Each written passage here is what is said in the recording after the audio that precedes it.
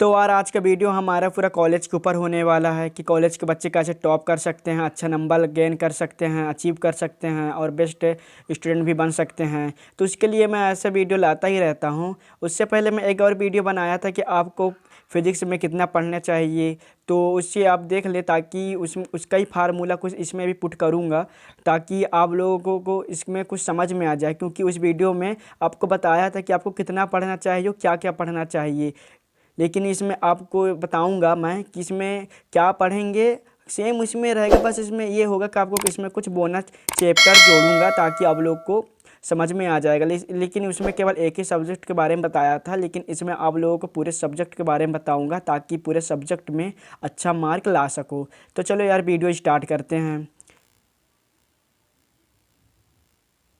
तो हाँ यार देखो, सबसे पहले हम लोग सबसे फर्स्ट में हम लोग सब्जेक्ट लिए हैं फिज़िक्स का। फिज़िक्स के बारे में बताऊंगा आपको कैसे पढ़ना पड़ेगा। उसके बाद केमिस्ट्री का। उसके बाद मैं बताऊंगा आपके जो मेन सब्जेक्ट हैं, बायो हो गया, कंप्यूटर साइंस। और जो पता है आप लोगों को कि जो सी एस होता है, बी एस सी एस, वो अलग होता है। और जो बच्चे लेते हैं उसके बाद जो बायो होता है वो अलग उनका सब्जेक्ट होता है।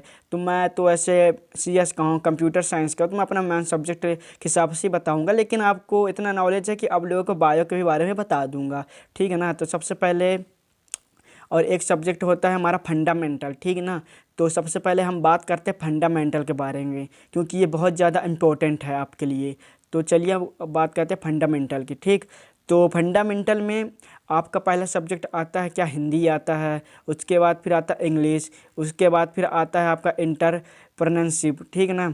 तो आपको हिंदी में आपको अच्छी तरीके से पढ़ना होगा।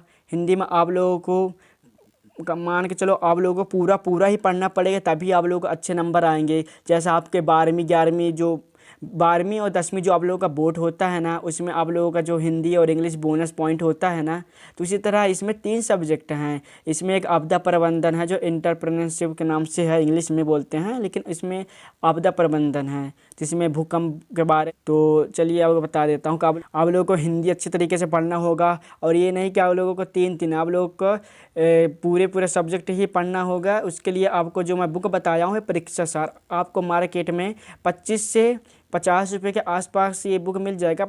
ज़्यादा मोटी नहीं होता, बहुत पतला ही होता है, जिससे आप लोग अच्छे तरीके से आप पढ़ भी लेंगे और जो बहुत जल्दी आप ख़त्म भी कर लेंगे। क्योंकि कॉलेज में जो होता है वो इतने ज़्यादा 20 20 30 क्वेश्चन नहीं आते हैं, लॉन्ग में शॉर्ट में बहुत कम कम आते हैं, ठीक। तो आप लोग इससे तैयारी करोगे तो बेटर होगा आपके लिए।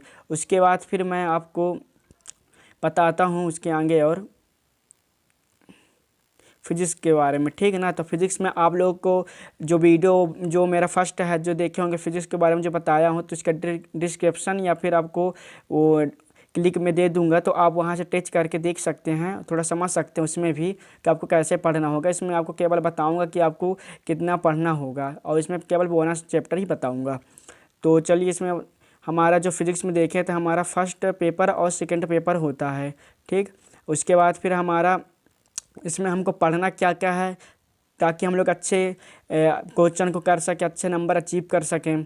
तो आप लोगों को देखो, आपको 3 यूनिट और फिर हमारा जो 5 होता है हमारा बोनस होता है। चलो इसका थोड़ा हमको समझा देते हैं। तो आपको 3 यूनिट बोले हैं, तो इसका मतलब ये नहीं कि आपको 3 ही यूनिट पढ़ना है, आपको 1 यूनिट से लेकर आपको 3 यूनिट तक अच्छे तरीके से पढ़ना है। उसके बाद फिर आपको बोनस पॉइंट, आपको बोनस चैप्टर मिलेगा 5 यूनिट। 5 यूनिट में जैसा कि आप एग्जांपल ले लो कि जैसे आप 12वीं में वंडर ऑफ साइंस वगैरह ये सब पढ़ते थे ना, कुछ में लिखना पड़ता था विज्ञान के चमत्कार ये सब। उसी तरह आपके जो 5 यूनिट होता है उसमें केवल आपका वैज्ञानिक होते हैं, अल्बर्ट आइंस्टाइन हो गया, न्यूटन हो गया, उनके जीवन के कथा में बताना पड़ता है और उनके योगदान क्या क्या दिया है उनको लिखना पड़ता है। और ये सबसे बेटर होता है आपके लिए, क्योंकि ये इससे हमारा कम से कम 5 से 2 क्वेश्चन तो आराम से ही बनते हैं, क्योंकि हर यूनिट से 2 क्वेश्चन ही बनता है। तो इसमें 2 क्वेश्चन बने, जिसमें एक लॉन्ग का बनता है 10 नंबर का, और उसके बाद फिर 3 नंबर का बनता है एक, तो इससे आप अच्छी तरीके से पढ़ लें। उसी तरह प्रकार होता है हमारा सेकंड पेपर का, तो सेम आपको जो बताया हूँ सेम उसको 3 यूनिट में भी वैसे ही करना पड़ेगा। कि हमारा जो 5 होता है इसमें बोनस पॉइंट यही बताना था कि आपका जो 5 यूनिट ही सबसे अच्छा बोनस पॉइंट होता है। तो आप लोग 1 2 3 अच्छे तरीके से तो कंप्लीट कर ले, उसके बाद 5 यूनिट अच्छी तरीके से पढ़ ले ताकि आप लोग अच्छी तरीके से इसमें नंबर ला सकें। तो उसके बाद चलिए आपको आगे और बताता हूँ मैं। उसके बाद आते हैं केमिस्ट्री में। तो आपको केमिस्ट्री के बारे में तो पता ही होगा कि आपके केमिस्ट्री में कितने 3 भाग होते हैं। सबसे पहला होता है हमारा फिजिकल केमिस्ट्री, उसके बाद फिर हमारा होता है क्या ऑर्गेनिक केमिस्ट्री, उसके बाद फिर क्या होता है इनऑर्गेनिक केमिस्ट्री होते हैं। तो यार आपको पता ही होगा कि कॉलेज में अभी न्यू होता, आपको चलो मैं ही बता देता हूँ कि आप लोग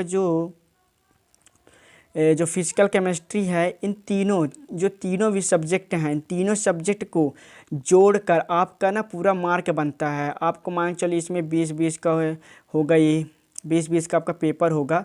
तो 20-20 के पेपर को जोड़कर आप लोगों का टोटल मार्क बनता है। अगर आप इसमें 20 गेन कर रहे हो, इसमें आप इसमें 20 पा रहे हो, लेकिन इसमें आप 10 ही नंबर पा रहे हो, तो आप लोग कोशिश करना है कि इसमें और बेटर करें, क्योंकि आपको तीनों सब्जेक्ट के नंबर मिलाकर ही आप लोगों का टोटल नंबर बनता है। और एक बात ध्यान रखना, अगर आप इन सब्जेक्ट में आखिर इसमें इनमें तो सब पास हो गए, लेकिन इसमें फेल हो गए ना, तो आप लोग के जो तीनों सब्जेक्ट है तो तीनों में आप लोग को फेल माना जाएगा। तो ये ध्यान रखे रहना आप लोग, ठीक।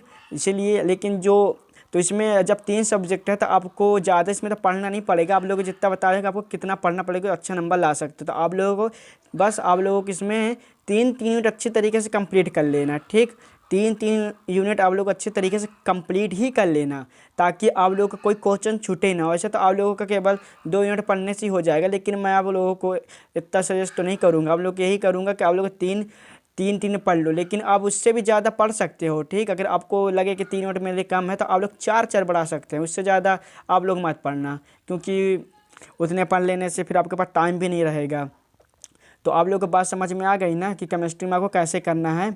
तो चलिए उसके बाद आगे फिर आप लोगों को और बताता हूँ मैं, कि उसके बाद फिर बताता हूँ अपने मेन सब्जेक्ट के बारे में आते हैं, ठीक।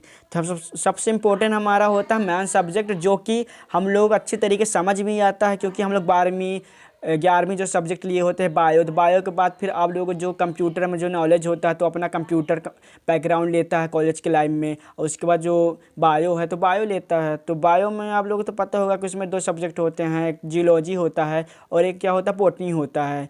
तो उनमें भी आपका 3-3 यूनिट होता है, लेकिन बायो में ये होता है कि आप लोग का जो फेवरेट सब्जेक्ट ही होता है, जिसमें मन करता है तो हम लोग पूरा ही पढ़ लें, क्योंकि वो हमारा मैथ सब्जेक्ट होता है, उसमें अच्छे नंबर भी लाने होते हैं। तो इसमें ये करो कि आप लोग जो मैथ सब्जेक्ट है उसको अच्छी तरीके से ही पढ़ लेना, पूरे ही पढ़ लो, आपको समझ में आ जाएगा। लेकिन मेरा बैकग्राउंड है कंप्यूटर साइंस का, तो कंप्यूटर साइंस में देखो मेरा क्या क्या चैप्टर होता है। जो कंप्यूटर साइंस जो बच्चे लिए होंगे उनको भी बता देते हैं। तो सबसे पहले आपको फंडामेंटल होगा, और दूसरा आपका जो पार्ट होगा प्रोग्रामिंग C+ का होगा। जो हमारा जो फंडामेंटल होता है उसमें आपको पूरे क्या बेसिक नॉलेज दिया जाता है। बेसिक होता है, इसमें होता है एक्सेल वगैरह हो गया, कंप्यूटर डेस्कटॉप के बारे में इसमें बताया जाता है। और जो हमारा प्रोग्रामिंग होता है, यहाँ से हमारा प्रोग्रामिंग स्टार्ट हो जाता है। इसमें हम लोगों का पूरा प्रोग्रामिंग के बारे में बताया जाता है, कोडिंग के बारे में इसमें बताया जाता है।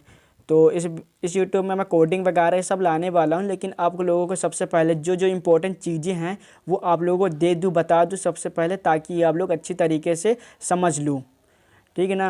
अगर कोई जो खिलाड़ी होता है मैदान में उतरने से पहले वो सब कुछ अपना जो युद्ध का जो रणभूमि होता है उसके पूरे नॉलेज को आगे जान लेता है, पूरे स्ट्रेटजी बना लेता है कि मुझको कैसे प्रहार करना है उन पे। तो उसी तरह आपको मैं पहले स्ट्रेटजी अच्छी तरीके से बना देता हूँ कि आपको कौन कौन सी बातों की ध्यान देना चाहिए, कौन सी बातें को नहीं।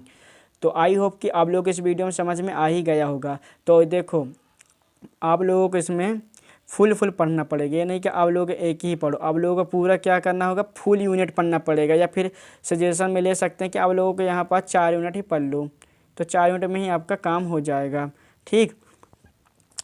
तो यार आप लोग सॉरी, इसमें क्या बोलते हैं कि मैं इसमें आपको बिग लिस्ट के बारे में बता नहीं पाया, लेकिन डोंट वरी, जो मेरा कल वीडियो होगा आप लोगों को मैं बताऊंगा कि आपको कौन से बुक से पढ़ने चाहिए, अच्छे पढ़ने चाहिए, ताकि अच्छे नंबर ला सको।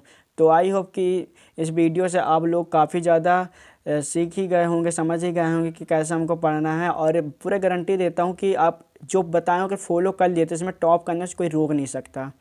इतना यहाँ पर रख लीजिए। इसके लिए आप लोग यही है कि आप लोग को बहुत मेहनत करना पड़ेगा, मन लगा के पढ़ना पड़ेगा। आप लोगों के पास ज़्यादा टाइम भी नहीं है।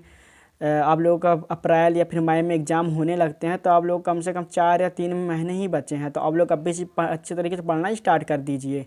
तो चलो हम लोग मिलते हैं अपने नेक्स्ट वीडियो में, और उसमें मैं बताऊंगा आप लोगों को बुक लिस्ट के बारे में कि कौन बुक से पढ़ना चाहिए। उससे पहले जो डिस्क्रिप्शन में जो मैं लिंक दिया हूँ तो उसे ज़रूर देख लीजिए, क्योंकि बहुत इंपॉर्टेंट जो चैप्टर के बारे में कवर किया हूँ। ठीक, तो चलिए हम मिलते हैं नेक्स्ट वीडियो में। जब तक के लिए जय हिंद, बाय बाय।